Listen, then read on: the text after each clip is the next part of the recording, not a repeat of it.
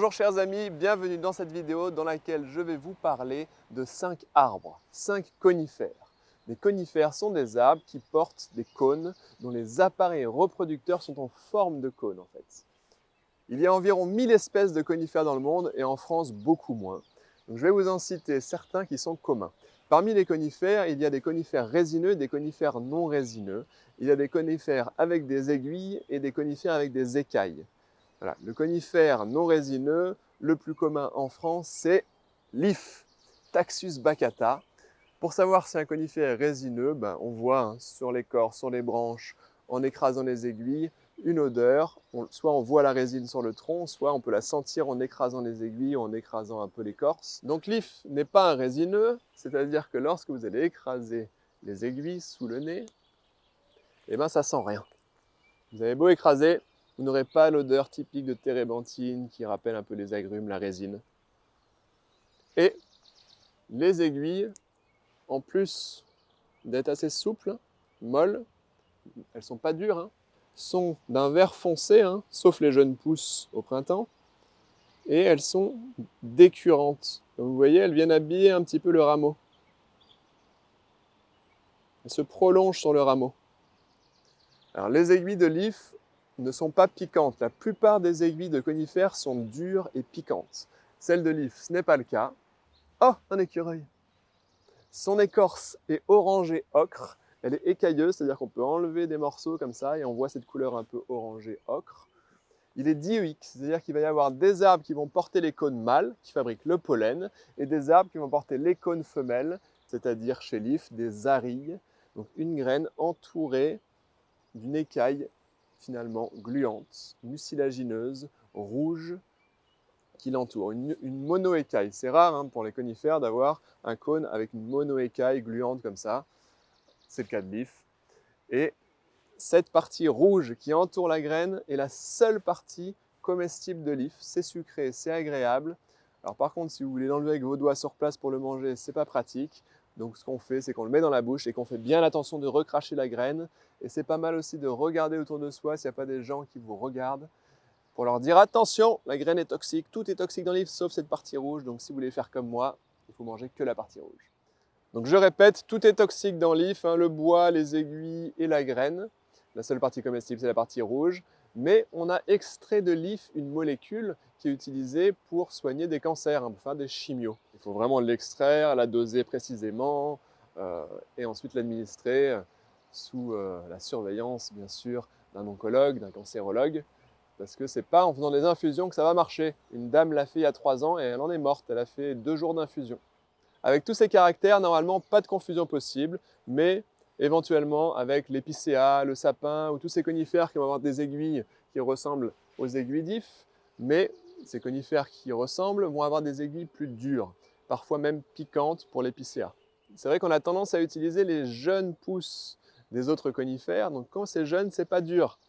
Donc méfiez-vous, cherchez vraiment à toucher les aiguilles qui se trouvent sur les rameaux plus anciens, sur l'arbre dans sa totalité, pour vérifier qu'elles sont bien dures ou souples. Il faut être sûr de chez sûr et pour ça, il faut cumuler plusieurs caractères. C'est pas juste retenir, voilà, il faut que les aiguilles soient dures et hop, c'est parti, on se fait un sirop.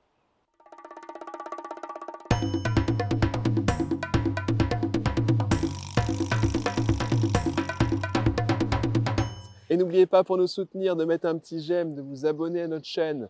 N'hésitez pas aussi à mettre des commentaires, ça nous fait plaisir, et à partager la vidéo autour de vous. Et si vous voulez vous former plus en profondeur, on propose de la connaissance sur le terrain directement, des balades, des stages, des ateliers et des formations en ligne très complètes également. Et le lien est dans la description. Allez, on enchaîne. Et me voici avec un cèdre. Un cèdre, c'est facile à identifier car les petites aiguilles qui sont dures, piquantes, sont rassemblées en petits bouquets. Ça, c'est typique du cèdre, mais pas que du cèdre, également du mélèze. Le mélèze, à la différence du cèdre, il est caduc, il va perdre ses aiguilles en hiver. Et sinon, le reste de l'année, il va avoir des aiguilles assez souples. Alors que le cèdre garde ses aiguilles toute l'année, elles sont persistantes et elles sont dures et piquantes. Sinon, d'autres caractères pour identifier un cèdre vont être ses cônes. Là, on a un cône, ils peuvent être largement 2 à 3 fois plus gros et ils sont systématiquement dressés vers le haut. Ils sont assez larges, assez sphériques on peut manger les pignons de cèdre, de la même manière qu'on mange les pignons de pin. Ils vont se trouver dans les cônes bien matures. On choisit les plus gros possibles. Là, il est un peu petit, mais c'est celui qui était accessible pour que je vous le montre. Et il faut que les cônes soient à maturité, donc qu'ils commencent à se déliter. Et donc, vous voyez, les pignons, les graines, elles sont là. Chez les conifères, c'est très souvent des graines ailées. Ouais, c'est la graine, là c'est une aile. Ça permet à la graine d'être prise par le vent grâce à l'aile pour aller se semer le plus loin possible de l'arbre mère et donner plein de cèdre. Alors, il faut quand même enlever ce qui entoure la graine avant de manger le pignon. Et on se régale, c'est très bon. Ça se vend dans certaines boutiques bio, c'est cher.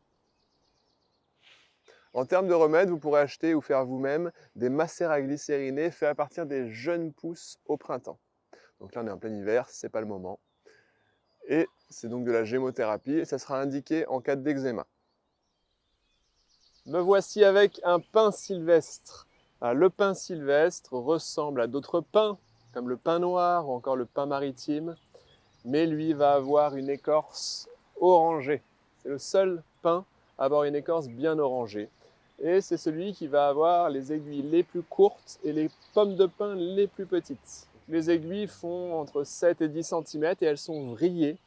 Elles sont rassemblées par deux, mais c'est le cas aussi des aiguilles du pin noir ou encore des aiguilles du pin maritime. Les pommes de pin dépassent rarement 10 cm, elles sont plutôt autour des 5 cm. De toute manière, vous pouvez utiliser le pin sylvestre de la même manière que le pin noir ou que le pin maritime.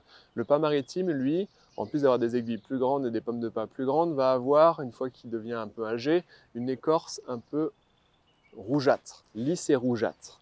Et le pin noir, quant à lui, va avoir une écorce qui reste grise, gris foncé. Les trois sont des conifères résineux et on peut utiliser à la fois les aiguilles toute l'année. Comme vous voyez, on est en plein hiver, les aiguilles sont bien présentes, c'est persistant. On peut également utiliser les jeunes cônes mâles au printemps, avant qu'ils ne s'ouvrent et qu'ils fabriquent le pollen. Quand on tape sur une branche au printemps, on a un nuage de pollen. Juste avant, c'est croustillant. Moi, j'aime bien en mettre un peu dans les salades, mais on peut aussi en faire des sirops ou plein de préparations. Ça apporte ce côté un peu résineux qui rappelle le romarin et les agrumes. On peut utiliser aussi les bourgeons. On fait attention à laisser le bourgeon terminal, c'est quand même mieux pour l'arbre, pour qu'il puisse grandir en longueur. Donc on prend que ceux qui sont autour du terminal. La récolte des bourgeons, surtout pour en faire un remède, se fait à l'automne et en hiver. Donc c'est utilisé soit en infusion, soit sous forme d'alcoolature, soit sous forme de sirop. Pour tout ce qui est affection respiratoire, c'est antiseptique et anti-inflammatoire des voies respiratoires, donc par exemple en cas de bronchite. Vous pouvez utiliser également ces bourgeons pour des sirops plaisir, de la même manière que les aiguilles ou que les jeunes cônes mâles au printemps. Voici maintenant l'épicéa, très commun chez nous. On l'identifie facilement, qui va avoir des aiguilles piquantes qui font tout le tour du rameau. Et lorsqu'on enlève une aiguille, on a une petite languette. Les cônes des épicéas sont assez longs et pendants. Concernant les usages, c'est principalement des usages comestibles, c'est pas trop utilisé en phytothérapie. On utilise principalement les jeunes pousses au printemps. J'adore les faire revenir à la poêle ou les utiliser un peu comme un légume condiment. Mais on peut aussi en faire des sirops délicieux. Traditionnellement, on met une couche de jeunes pousses, une couche de sucre, une couche de jeunes pousses, une couche de sucre et on met ça au soleil. Mais l'idée, c'est que ce soit au chaud pour que ça fonde. On peut également faire confire les tout jeunes cônes femelles assez longtemps pour qu'ils deviennent bien sucrés et il reste ce côté résineux assez puissant. Voilà, vous avez compris qu'on est sur un conifère résineux, donc pas de possibilité de le confondre avec l'if, qui lui est mortel. Le Douglas, qui ressemble au sapin, Abies alba, mais qui va avoir des aiguilles plus souples. Lorsqu'on enlève une aiguille, il y aura aussi une petite languette, alors que le sapin, c'est circulaire. Il y a une odeur incroyable de zeste de pamplemousse. C'est vraiment un délice. Donc on peut utiliser des aiguilles matures, mais aussi des toutes jeunes pousses. On l'identifie très facilement grâce à son cône qui va avoir l'aile de la graine qui dépasse, on dirait comme une langue coupée en deux de serpent. Voilà, il y a beaucoup d'espaces de forêts plantées de Douglas parce que c'est un bois intéressant, mais c'est pas top pour la biodiversité. Tant qu'à faire, quand vous avez des Douglas, vous pouvez en profiter et vous régaler des aiguilles. Voilà chers amis pour cette vidéo sur notre sélection de 5 conifères. J'espère qu'elle vous a plu. Si c'est le cas, pour nous soutenir, n'oubliez pas de mettre un j'aime, à vous abonner à notre chaîne YouTube, à mettre un commentaire en racontant ce que vous en faites, si vous en faites des choses sur un de ces conifères, et à partager la vidéo autour de vous. Ça nous soutient beaucoup, ça permet aussi à l'algorithme de YouTube de mettre nos vidéos en avant et donc de permettre à ce que nos vidéos soient vues par le plus grand nombre. Si vous voulez approfondir ces connaissances, on propose, je vous rappelle, des formations, des balades, des ateliers sur le terrain, pour l'instant principalement en région parisienne, mais on commence à s'étendre, et des formations en ligne très complètes, et le lien est dans la description. Voilà chers amis, à plus, ciao ciao.